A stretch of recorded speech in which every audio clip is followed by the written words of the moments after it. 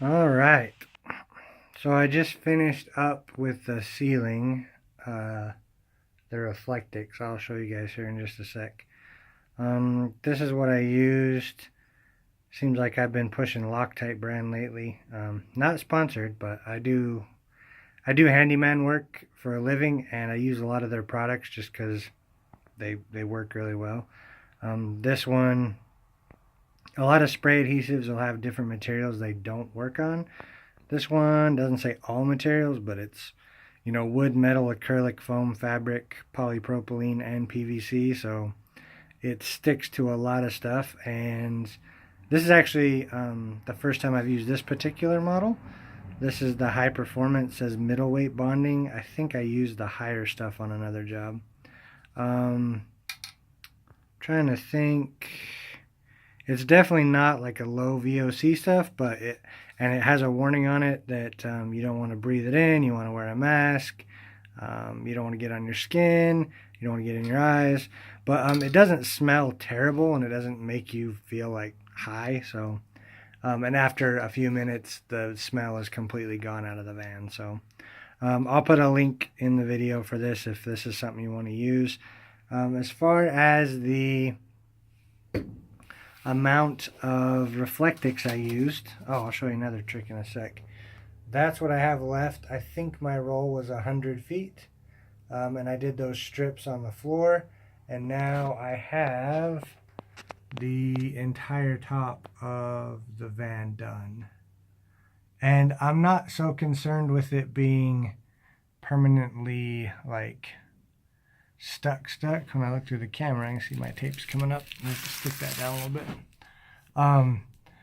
Because what I am going to do is, again, the Reflectix does have some R value to it and some insulation. The main thing I am using it for, though, is to be a vapor barrier and some insulation and some noise canceling. The ceiling is probably the last thing I will do on this build because I want to leave it open. As you can see, the factory wiring harness is running right there. And so I will be running, my wires from front to back. I've got to do my backup camera and a few other things that go all the way from the front to the back. So I wanted something up there now because I'll be driving it probably through the winter every week, and but I don't necessarily want to finish the ceiling yet. So up here, I mentioned before, I don't know how tall those ribs are. So they are almost an inch. Well, they are an inch. So I will probably get 1-inch polyiso, and that I can cut to fit up in those channels before I permanently button up the roof, because the roof will be down at this level, obviously. So that's what I was going to do originally, or I'm going to do eventually. For now, this is what it is. You can see I've got some caulk in there. There was a few spots where the ribs had separated from the ceiling, so I just shot some in there. After that dries, I will be taping the joint right here. The joints in the center I've already taped together for the pieces in the middle that were too wide. And then eventually the seams will look like this. I'll tape that up. And then I'll probably end up taping down and around the beams before I put the polyiso in. Then I'll tape the joints of the polyiso. So with that, hopefully I won't end up with any condensation getting up from the van into the metal and giving me moisture problems. So, a couple quick things. I mentioned before the heater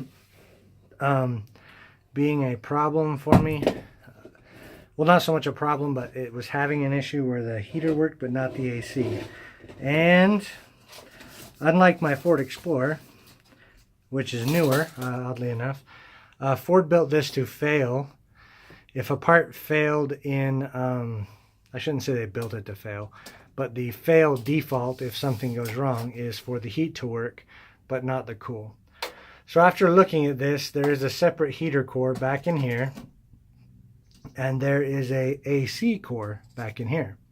So warm air rises, cold air sinks. The heater blew out the bottom vents. The AC used to go up in the stack and come out the ceiling. Haven't decided exactly where I will port that yet. I was thinking about, I'll probably just come up and come out of the counter. I don't know that I want to build something all the way up and have it come out of the ceiling. So I'll probably, the counter height is going to be right around this area where that straight line is below the windows. Well, it's not straight, it's curved, but somewhere along that line. So I think I'm just going to come up out of that and then direct it over, because it'll be back here where the bed is, which is where it would be more useful.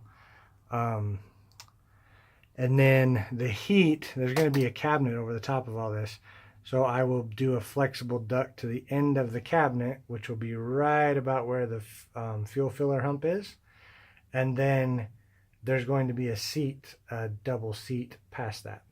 So that way the heat will blow right onto those seats and keep the people back here warm.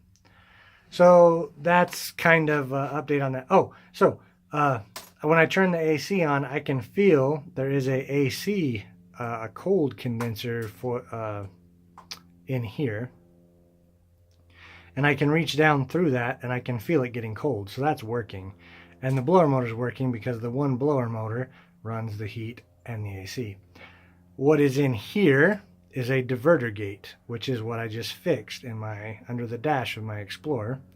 And when it fails in the cold position only. This one, when that diverter gate is stuck or broke, it fails in the heat only position. So when you turn it to AC, blower motor's on, that turns off, the AC part turns on, blower motor still blows, but it just blows air out of here, so it's kind of lukewarm. So in here there is a gate, and it is either the gate is broke and stuck in the hot only, or you can see down there, there is a vacuum actuator, which is what this blue hose is, and it runs all the way up underneath the dash, I've read. And sometimes that actuator will actually be the problem. Hold on. So it either needs to be this actuator is bad or that's bad. You pull this motor out and you can see the gate underneath, and that will tell me which one is the problem. Hold on 1 second. I'll show you the rest of the stuff. All right. Neighbor showed up and wanted to talk to me for a minute. So the other thing that I ran into, which is I kind of build as I go. I have an idea of what I want, but it's flexible. The spot that I showed on the rear driver's corner, which I will now go over here, that I was going to put the shore power hookup into, would have come in right there. Now, the problem with that is, as you can see up here, there's two layers. There's the actual outside skin of the van and then an interior part. So I would have to cut a big chunk out of this, which, I mean, it probably wouldn't hurt anything, but structurally, I'd rather leave as much of that intact as possible. So that left me with a couple options. And the first one was to move my hookup to the other side of the van, because there are two convenient holes. And the bottom one is actually in a really good spot outside the van. However, because of my layout, where I'm sitting right now is on the driver's side wheel well, or passenger side wheel well. And this is where the bed is going to be, which is the main seating for the back. The cabinet over here is only going to be about 14 inches deep, because for this bed to fold out to a full queen width, it's going to go almost to that wheel well. So the cabinets are going to be right in front of that wheel well up. And as you can see, a lot of that cabinet space is going to be taken up by the rear heating and air. So there's not going to be a ton of usable cabinet space over there. And I thought, since it's going to be narrow, why don't I put my more functional stuff, the things I don't need to get into, on that side, and use that as my mechanical bay essentially. And then that leaves underneath the bed and behind the bed, and then I'm going to have room on the front of the bed. I can leave all that open for storage. And so by moving my power over there, I was going to have to run either underneath and hook back up, or I was going to have to run over the top, and it's a pretty decent sized cable. And so then I got thinking about it, and it's all custom built, so I can put it wherever I want. That is too high, but there is no problem with putting it right there. Because then what that will allow me to do is back in this area where where I'm going to have a cabinet, I'm going to have the power coming in from the shore power into a AC breaker box, which will then have a feed out of it into my 120 or my AC and DC box, which also has my battery charger built into it. And then that will go into my battery bank and over to power the inverter, and then everything runs out of there. So that will make it where I can have, basically I'll have one 30 amp dedicated circuit that will run off of only shore power, and then another 30 amp circuit that will run my 30 amp sub panel. And then I will have two 20 amp circuits as well, which will be dedicated for back outlets. You can open it. Interrupted again. So anyway, that's kind of the basics of the electrical system. Once I have more of that I will let you know and show you about it. But hopefully I'll be doing that's kind of why I'm trying to get this finished up. I am hoping to do a little bit of relief work for some stuff maybe in Texas.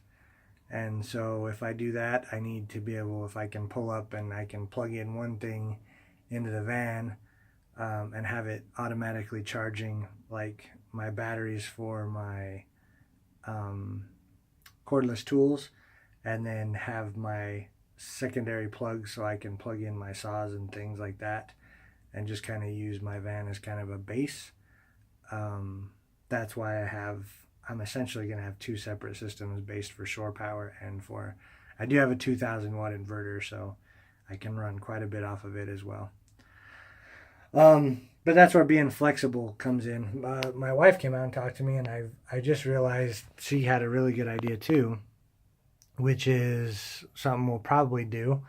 I can already tell you, is the other thing, people that have the cargo vans, they usually have a small cabinet up top, and I don't have that option because I've got the windows. So I think what I'm going to do that she just thought of is I'm going to put cargo nets that are 12 or 14 inches from the wall out in between each one of the ribs. So they'll go from like there to there. And that will give us some overhead storage and keep things organized up there, because we're not going to have upper cabinets. So we'll probably do some storage, like cargos type nets up there. So anyway, if you've got any questions or ideas, let me know in the comments below. Like I said, I'm going to try and cram all my business stuff in to this area here, because it's not super usable due to the AC unit anyway. So until next time, have a great one, and we will talk to y'all soon.